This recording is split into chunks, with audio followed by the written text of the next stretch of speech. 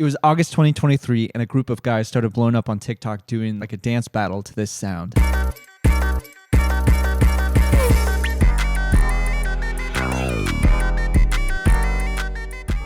found out the genre is new jazz or Pluggnb, and the way I know that is because this is actually a type beat uploaded to BeatStars by a guy named Flores, and you can still see the genre tags on it. This was my introduction to that style of music. It really stuck with me. It was so happy, and I really liked the ow bass, if you know what I mean. So having that song as my inspiration, I just recently tried my hand at making some Pluggnb too. This is how it went.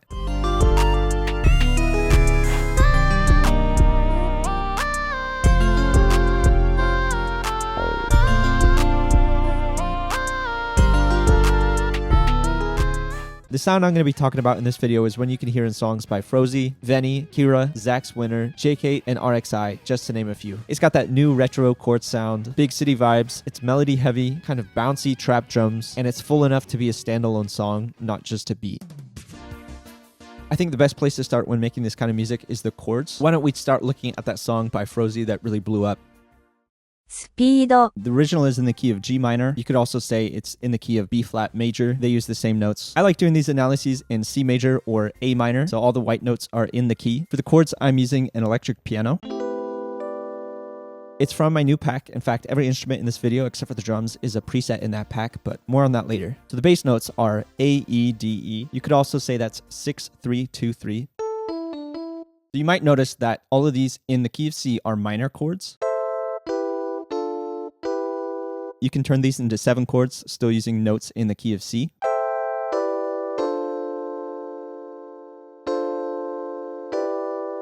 You might also think to get that modern and metropolitan sound of new jazz, you should make these 9 chords, so we can do that. The 3 chord or E minor has to use a note outside of the scale. The F that's in the scale doesn't work. It would need the F sharp. So because of that, we'll just leave it as the E minor 7 for now.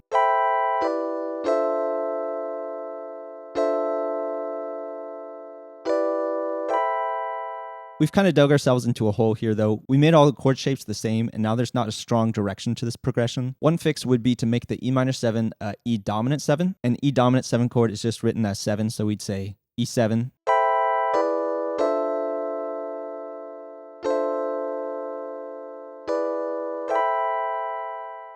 We can break this down and say this sounds better because of the chromatic movement going on. Now the G sharp to A and the B to C.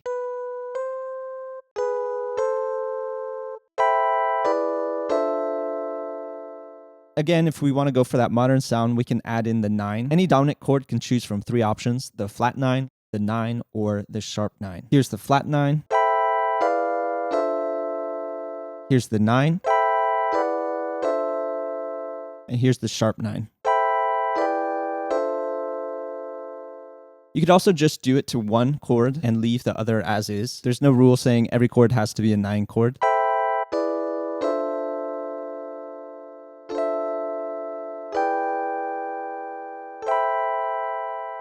If you choose that sharp 9, just make sure it's not next to your 3. If they're touching, it's going to rub and sound pretty bad.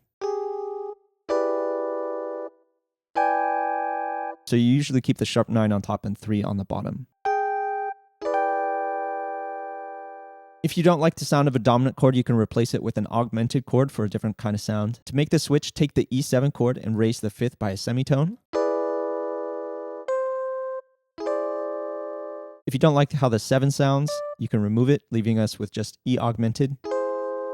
And E augmented adds sharp 9.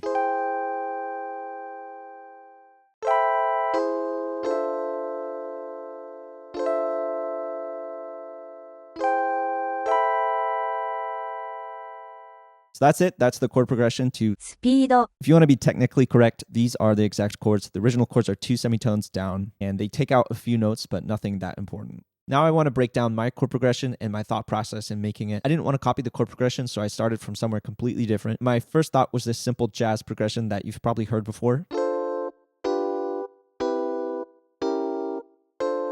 that last chord isn't in the key of C major, but it works because of its chromatic movement. What the dog doing? The root starting on the C major 7 goes up a half step or semitone each time. C, D flat, D. And you also go down B, B flat, A.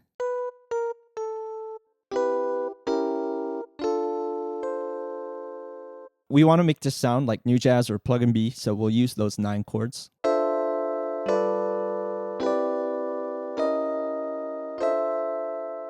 If I want to change that last chord, I have a few options. We could go back and just do the D flat diminished 7. We could do something like a D flat 6/9 note 3. We could do the minor 6, so like a A minor 9.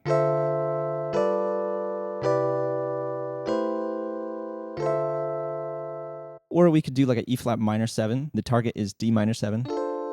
And we could just approach it from one above.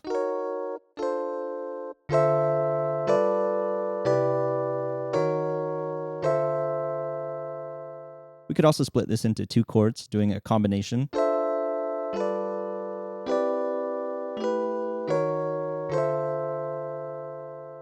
The A7 sus2 is just an A minor 9 with no 3. It's a very similar sound, a little more open without the 3 in there. I didn't like how the G9 sounded. We could swap it out with like a flat 9. We could do a G7 flat 5. We could do a G7 sus4. Or we could bring in our augmented chords, so like a G augmented. We could do a G augmented 7.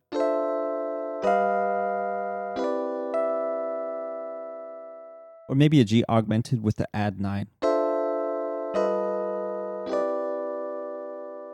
I ended up going with the last one. To give it a little bit more movement, I made the root in the last chord of the progression walk down chromatically. E, E flat, D.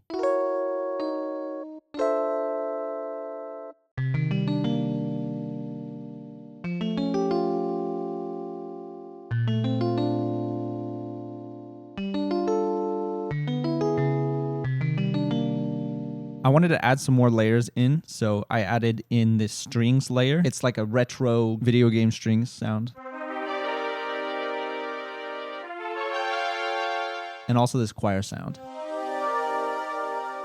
So altogether, this is what they sound like. This chord progression loops through the entire song, and at the end, it actually does something pretty cool.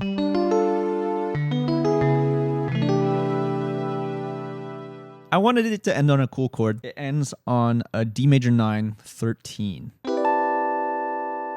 The first melody was this one. I wanted to keep it as simple as I could. I started out with these notes.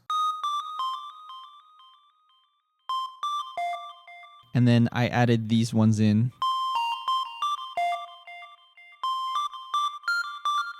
And I really wanted to give this one like a video game feel. So that's what these are. And I also have some pitch bend in there going on. So this is what the first melody sounds like.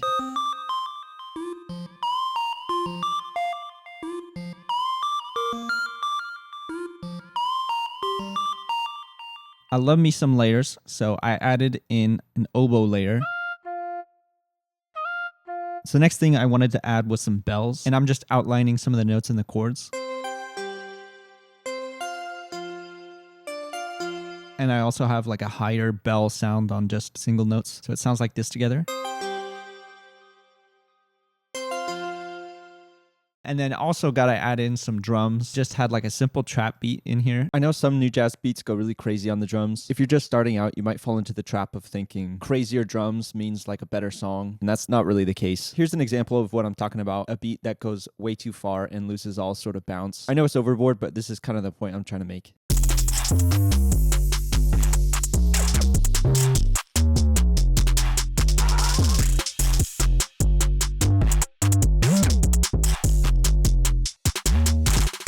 So knowing that, here's the breakdown of the simple beat I used for this song. I'm going to break it down in Photoshop. So we've got a 3-2 hat pattern, 3 notes in the first half and 2 in the second. Similar to a 3-2 clave pattern. We've got the same thing going on in the third bar. And then in bar 2, there's 2 low velocity notes in there that kind of help with the bounce of everything. The clap pattern is just on the 2 and 4, and there's an open hi-hat and a chant sound on the very last upbeat of bar 4. Also in bar 4, there's a small snare sound. It kind of surrounds beat 3, if that makes sense. So here's the full drum pattern.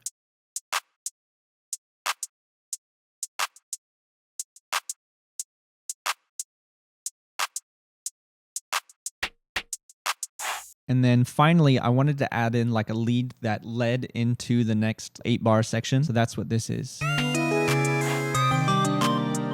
And you'll see right here, I carved out a section of the melody to switch to this. That's something I never like doing, overlapping melodies. And as far as bass, this is just like a simple Reese bass, hitting the root notes.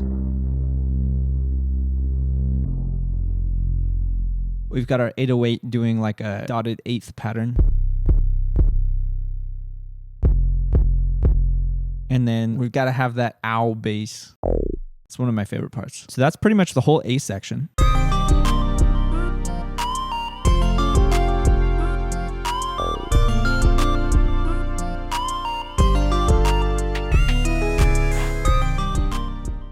Time for the B section. For this B section, I'm switching to a new melody. So that means I'm switching off of the first melody. The original melody sounded like this.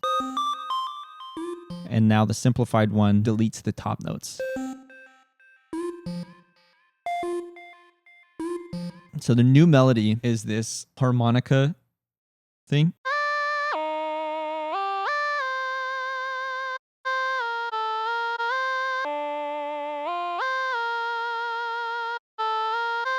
I really love the vibrato on that. And then I also layer it in the next 8 bars with this sound.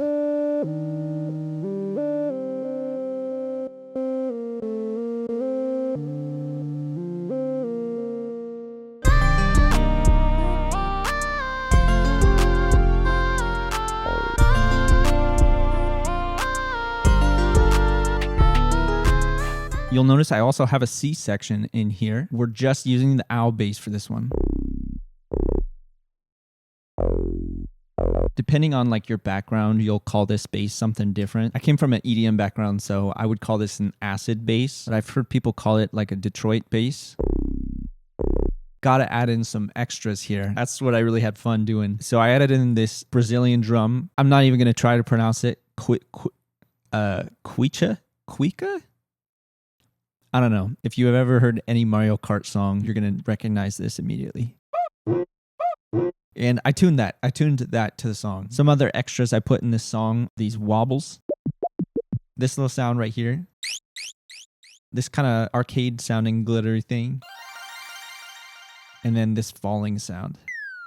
So that's almost all of the sounds in the song, but you'll see we're only halfway through it. We get back to this section, which is just another repeat from the start. And then we come back to the drop section, I guess. But this time it's different. I lowered a bunch of sounds an octave, so it sounds deeper.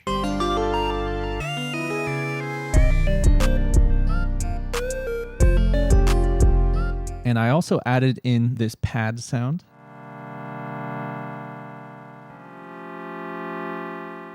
That's really got the video game sound to it. And also this lead is an octave down. It originally sounded like this. And now it sounds like this. I really like when songs have like something real small that only happens once. So that's what this little pluck sound is.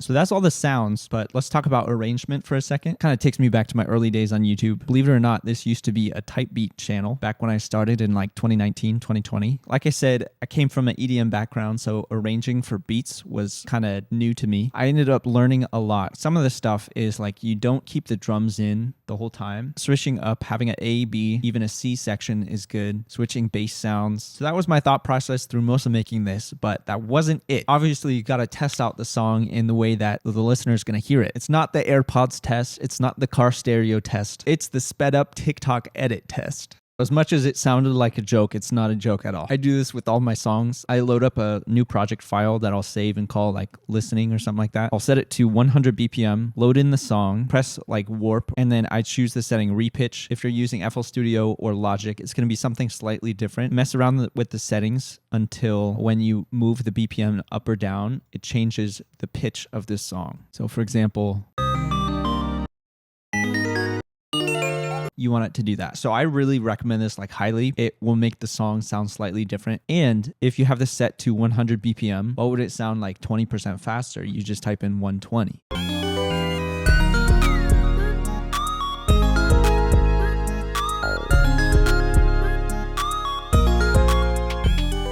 maybe a quick 150.